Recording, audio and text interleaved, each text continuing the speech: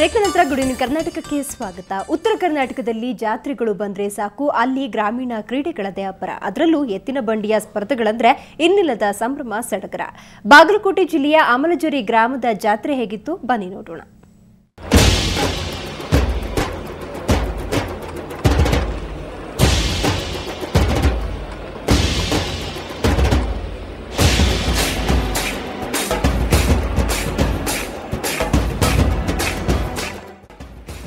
ಬಾಗಲಕೋಟೆ ಜಿಲ್ಲೆಯ ಅಮಲಜರಿ ಗ್ರಾಮದಲ್ಲಿ ಇವತ್ತು ಜೋಡೆತ್ತಿನ ತೆರೆಬಂಡಿ ಸ್ಪರ್ಧೆ ರಂಗೇರಿತ್ತು. ಇಲ್ಲಿನ ಶ್ರೀ ಮಾರುತೇಶ್ವರ ದೇವರ ಜಾತ್ರೆಯ ಅಂಗವಾಗಿ ಸ್ಪರ್ಧೆಯನ್ನ ಆಯೋಜಿಸಲಾಗಿತ್ತು. ಜಿಲ್ಲೆಯ ಬೇಳಗಿ, ಜಮಖಂಡಿ ಪಟ್ಟಣ, ಪಕ್ಕದ ಬೆಳಗಾವಿ, ಬಿಜಾಪುರ ಜಿಲ್ಲೆ ಸೇರಿದಂತೆ ಪಕ್ಕದ ಮಹಾರಾಷ್ಟ್ರದಿಂದಲೂ ಒಟ್ಟು 20 ಜೋಡಿ ಎತ್ತುಗಳು ಸ್ಪರ್ಧೆಯಲ್ಲಿ ಪಾಲ್ಗೊಂಡಿದ್ವು.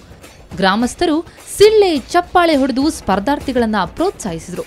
ಎತ್ತುಗಳ ಮಾಲೀಕರಂತೂ ಮೊದಲನೇ ಬಹುಮಾನಕ್ಕಾಗಿ ತೀವ್ರ ಪೈಪೋಟಿ ನಡೆಸಿದ್ರು.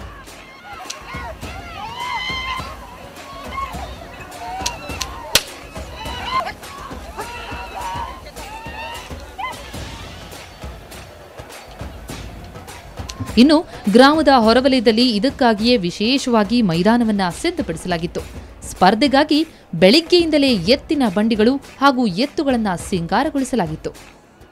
ಜೋಡೆತ್ತುಗಳು ನಿಗದಿತ ಸಮಯದಲ್ಲಿ ಎಷ್ಟು ಮೀಟರ್ ದೂರ ಕ್ರಮಿಸುತ್ತವೆ ಅನ್ನೋ ನಿಯಮದ ಮೇಲೆ ಈ ಸ್ಪರ್ಧೆಯನ್ನು ಏರ್ಪಡಿಸಲಾಗಿರುತ್ತೆ. ಪ್ರತಿ ವರ್ಷ ನಮ್ಮ ರೈತಾಪಿ ಹಬ್ಬವಾಗಿ ಈ ಎತ್ತಿನ ಕಾರ್ಯಕ್ರಮಗಳನ್ನು ನಾವು ಏರ್ಪಡಿಸ್ತೀವಿ. ಅದರೊಳಗೆ ಈಗ ಪ್ರತಿಯೊಂದು ಹಳ್ಳಿಗಳೊಳಗೆ ಅದು ಒಂದು ಮನೆಗೆ 2, 4 ಹಿಂಗೆ ಪ್ರತಿಯೊಂದು ಮನೆಗಳಿಗೂ ಎತ್ತಿದ್ದು. ಇವಾಗಿನ ಜನ್ರೇಷನ್ನ ನೋಡ್ಕೊಂಡ್ರೆ ಎತ್ತಿನ ಬಗ್ಗೆ ಲಕ್ಷ ಕಡಿಮೆ ಆಗ್ಯದ. ಆಮೇಲೆ ಬರಗಾಲ ಬಿದ್ದು ದನಗಳ ಸಂಖ್ಯೆ ಕಡಿಮೆ ಆಗ್ಯದ. ದನ ಮುಂದಿನ ಪೀಳಿಗೆಗೆ ಜನ ಇನ್ನೂ ಹೆಚ್ಚು ಅದರ ಆಸಕ್ತಿ ಇದು ಮಾಡಲಿ. ಆಮೇಲೆ ಇಂಥ ಕಾರ್ಯಕ್ರಮಗಳಿಂದ ದನಗಳನ್ನ ನಾವು ಮೇಯಿಸಬೇಕು, ಬೆಳೆಸಬೇಕು ಅನ್ನುವಂಥ ಒಂದು ದೃಷ್ಟಿಯಿಂದ ನಾವು ಈ ಕಾರ್ಯಕ್ರಮವನ್ನು ಹಮ್ಮಿಕೊಂಡಿದ್ದೀವಿ. ಒಟ್ಟಿನಲ್ಲಿ ಗ್ರಾಮೀಣ ಕ್ರೀಡೆಗಳನ್ನ ಉಳಿಸಿ ಬೆಳೆಸುವ ನಿಟ್ಟಿನಲ್ಲಿ ಆಯೋಜಿಸಲಾಗಿದ್ದ ತೆರೆದ ಬಂಡಿ ಸ್ಪರ್ಧೆ ಜನರ ಮೆಚ್ಚುಗೆಗೆ ಪಾತ್ರವಾಯಿತು. ಗ್ರಾಮೀಣ ಜನರಿಗೆ ಭರ್ಪೂರ್ ಮನರಂಜನೆ ಸಿಕ್ತು. ಬಾಗಲಕೋಟೆಯಿಂದ ಕ್ಯಾಮರಾಮನ್ ಸುರೇಶ್ ಮಜ್ಜಿಗಿ ಜೊತೆ ಮಲ್ಲಿಕಾರ್ಜುನ ಹೊಸಮನಿ, ಸುವರ್ಣ ನ್ಯೂಸ್. ಮೈಸೂರು ಜಿಲ್ಲೆಯ ಟಿ ನರಸೀಪುರದ ಪವಿತ್ರ ತ್ರಿವೇಣಿ ಸಂಗಮದಲ್ಲಿ ಕಳೆದ 3 ದಿನಗಳಿಂದ ನಡೆದ ಕುಂಭಮೇಳಕ್ಕೆ ಇವತ್ತು ತೆರೆ ಬಿತ್ತು. ಲಕ್ಷಾಂತರ ಭಕ್ತರು ತ್ರಿವೇಣಿ ಸಂಗಮದಲ್ಲಿ ಮಿಂದು ಪಾವನರಾದರು. ಈ ಕುರಿತ ಒಂದು ವಿಶೇಷ ವರದಿಯನ್ನು ನೋಡ್ತಾ ಗುಡ್ ಈವ್ನಿಂಗ್ ಕರ್ನಾಟಕವನ್ನು ಮುಗಿಸ್ತಾ ಇದ್ದೀನಿ. ನೇರ, ದಿಟ್ಟ, ನಿರಂತರ ಸುದ್ದಿಗಾಗಿ ನೋಡ್ತಾ ಇರಿ ಸುವರ್ಣ ನ್ಯೂಸ್.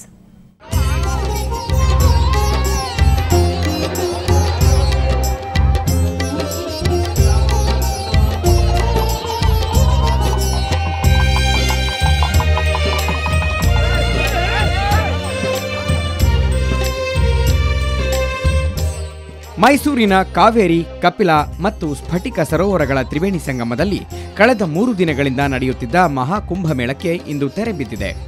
ಕೊನೆಯ ದಿನವಾದ ಇಂದು ಸಹಸ್ರಾರು ಭಕ್ತರು, ಸಾಧು ಸಂತರು ಮಹಾಪುಣ್ಯ ಸ್ನಾನದಲ್ಲಿ ಪಾಲ್ಗೊಂಡಿದ್ರು.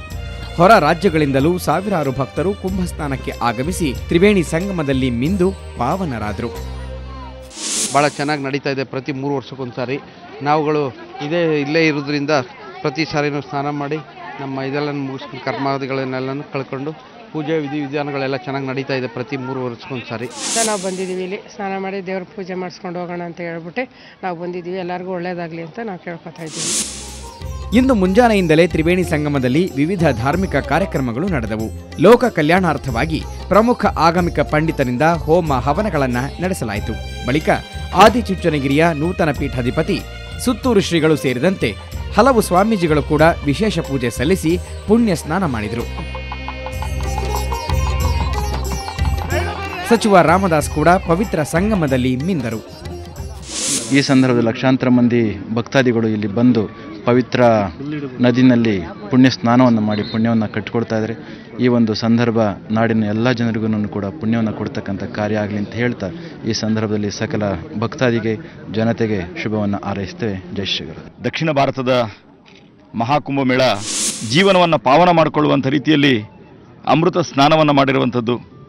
ಇದರ ಜೊತೆಯಲ್ಲೇ ಧಾರ್ಮಿಕವಾದಂಥ ರೀತಿಯಲ್ಲಿ ಇಡೀ ಜನಸ್ತೋಮ ಆ ಪರಮಾತ್ಮನನ್ನು ಪ್ರಾರ್ಥನೆ ಮಾಡಿ, ತಾಯಿಯನ್ನು ಪ್ರಾರ್ಥನೆ ಮಾಡಿ, ನಾಡಿಗೆ ಒಳ್ಳೆಯದಾಗಲಿ, ಸುಭಿಕ್ಷವಾಗಲಿ, ನನ್ನ ರೈತ ಬಂಧುಗಳಿಗೆ ಬಹಳ ಒಳ್ಳೆಯ ಆಶೀರ್ವಾದವನ್ನು ಕೊಡಲಿ ಅನ್ನುವಂಥ ಎಲ್ಲ ಪ್ರಾರ್ಥನೆಯನ್ನು ಲಕ್ಷಾಂತರ ಜನ ಮಾಡಿದ್ದಾರೆ.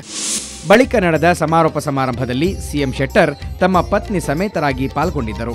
ಕಾರ್ಯಕ್ರಮವನ್ನು ಉದ್ದೇಶಿಸಿ ಮಾತನಾಡಿದ ಅವರು ಟಿ ನರಸೀಪುರದ ಈ ತ್ರಿವೇಣಿ ಸಂಗಮವನ್ನು ಪ್ರವಾಸಿ ತಾಣವಾಗಿಸಲು ಪ್ರಯತ್ನಿಸುವುದಾಗಿ ಭರವಸೆ ನೀಡಿದರು. ಇವತ್ತು ಮಾನ್ಯ ರಾಮದಾಸ್ ಅವರು, ಪೂಜ್ಯ ಶ್ರೀಗಳು ಎಲ್ಲರೂ ಈ ಭಾಗದ ಒಂದು ಅಭಿವೃದ್ಧಿಗೆ ಹೆಚ್ಚು ಒತ್ತು ಕೊಡಬೇಕು ಅನ್ನೋದನ್ನು ಅವರು ಹೇಳಿದ್ದಾರೆ. ಆ ದೃಷ್ಟಿಯಿಂದ ಇಲ್ಲಿ ಹಲವಾರು ವಿಚಾರಗಳು ನಮ್ಮ ಮುಂದಿದ್ದಾವೆ. ಈ ಭಾಗದ ಈ ಒಂದು ಪವಿತ್ರ ಕ್ಷೇತ್ರವನ್ನ ಇನ್ನೂ ಹೆಚ್ಚು ಆಕರ್ಷಣೀಯವಾಗಿ ಅಭಿವೃದ್ಧಿ ಮಾಡುವಂತದ್ದು, ಪ್ರವಾಸಿ ತಾಣವನ್ನು ಮಾಡಲಿಕ್ಕೆ ಮತ್ತು ಯಾತ್ರಿ ನಿವಾಸವನ್ನು ಮಾಡಲಿಕ್ಕೆ ಏನೇನು ಉಪಕ್ರಮಗಳನ್ನು ಕೈಗೊಳ್ಳಬೇಕು ಅದು ರಾಜ್ಯ ಸರ್ಕಾರ ಮಾಡಲಿಕ್ಕೆ ನಾವು ತಯಾರಿದ್ದೇವೆ ಅನ್ನುವಂತ ಮಾತನ್ನ ಈ ಸಂದರ್ಭದಲ್ಲಿ ನಾನು ಹೇಳಬಯಸ್ತೇನೆ. ಇನ್ನು ಲಕ್ಷಾಂತರ ಭಕ್ತರ ಆಗಮನದ ಹಿನ್ನೆಲೆಯಲ್ಲಿ ಯಾವುದೇ ಅವಘಡ ಸಂಭವಿಸದಂತೆ ಕುಂಭಮೇಳದ ಸ್ಥಳದಲ್ಲಿ ಬಿಗಿ ಭದ್ರತೆ ಕೈಗೊಳ್ಳಲಾಗಿತ್ತು. ಒಟ್ಟಾರೆ 3 ದಿನಗಳಿಂದ ನಡೆದ 9ನೇ ದಕ್ಷಿಣ ಮಹಾಕುಂಭಮೇಳ ಭಕ್ತ ಸಾಗರದ ಪವಿತ್ರ ಸ್ನಾನದೊಂದಿಗೆ ಇವತ್ತು ವೈಭವದ ತೆರೆ ಕಂಡಿತು. ತ್ರಿವೇಣಿ ಸಂಗಮದಿಂದ ಕ್ಯಾಮರಾಮನ್ ಯೋಗೇಶ್ ಜೊತೆ ಮಂಜುನಾಥ್ ತಾಳಮಕ್ಕಿ, ಸುವರ್ಣ ನ್ಯೂಸ್.